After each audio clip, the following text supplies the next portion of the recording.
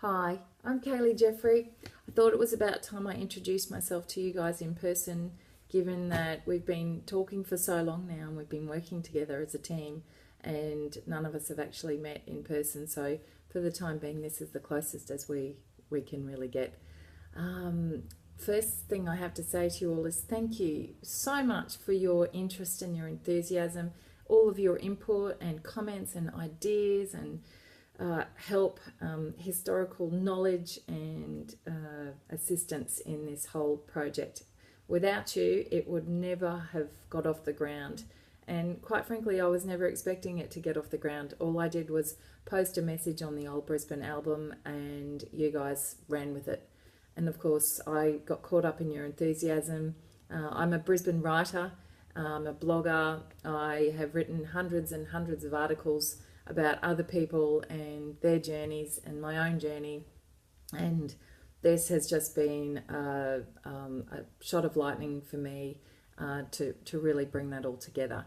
I run a business, my own business called Mindful Matters, and I edit, I'm an editor, I publish people's work, I help children learn how to write. I am a mentor at the Queensland Writers Centre, helping people with their memoirs and really just helping people on their journeys. And I see this whole event with Under the Lino as an opportunity to help others with their historical journeys. We've got this marvelous invention called the internet that is a huge arena of information that we can tap into. And I didn't know about Trove. I wasn't really interested in ancestry.com. I didn't really have an idea of how much information was available before Under the Lino kicked off. So really thank you all for your wonderful assistance to get us to this point. Now,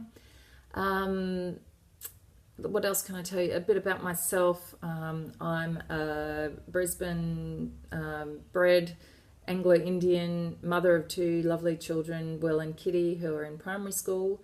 My husband David and I have been married for nearly 23 years, and we have a great fondness and love for Brisbane, having spent time overseas and realising that this is the best place in the world.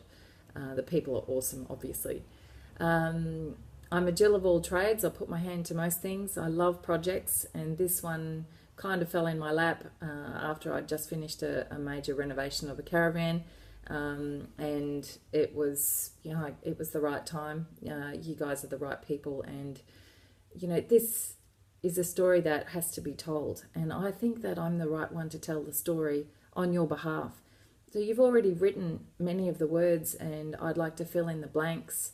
I'd like to add some historical information. I'd like to turn this exercise and experience into a piece of historical reference writing, so that other people who are interested in looking at their family backgrounds or looking into a mystery that they might have discovered under their lino or in a drawer or under their house in a paint can, that they would have something that they can use as a way forward for their own journeys. So what I've actually done, I can't afford to bankroll this myself, but I think that together we can all do it. I'm going to start a crowdfunding campaign in the next couple of weeks on a website called Possible, and I'll be doing the maths and the sums on how much it will cost to get a certain number of books printed. I won't need a big marketing budget because essentially you guys are the market. I'm doing this for you and your friends and families if they're interested in a book. It's not a money-making venture for me, so with the profits of the sales, I want to print books, to have books for schools and libraries, historical groups, and really anybody who's interested in taking this forward. I'd be happy to do talks and go to RSL clubs and nursing homes and retirement villages and schools and anywhere where we can talk about the experience and help people on their own journey. So what I would like from you is your support, your ongoing support in this. I want to have a massive party when the possible campaign finishes and we've reached our target. I've got dates sort of organised to have everything finished and wrapped up by Easter next year, which sounds a long way away, but it really isn't. And we still have questions to answer. We don't know who Muriel White was. We know that Morgan was the end of a line of the Webster family, so that's kind of finished that point of the process. But Muriel is still a mystery to us. Is she a pseudonym for Morgan Webster? Is she a fake account that was set up by Morgan for his mum, Eleanor? Is she Muriel Murphy, who was Eleanor's cousin? Why were the bank books underneath the lino?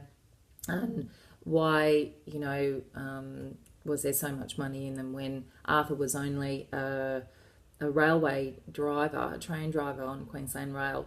And we know that the money that they earned back then wasn't enough to put away that sort of money.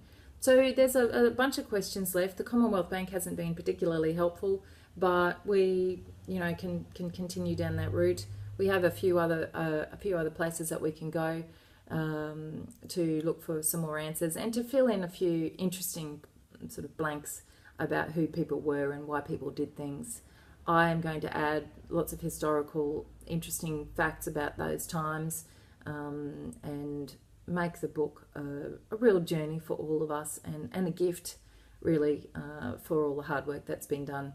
And I'd also like the ability to pay back financially some of the people who've worked on this project for, their own time has been taken up, but they've also spent money on doing searches. So, that's it. So thank you again, everyone, and please stay on the journey with me because I can't do it alone.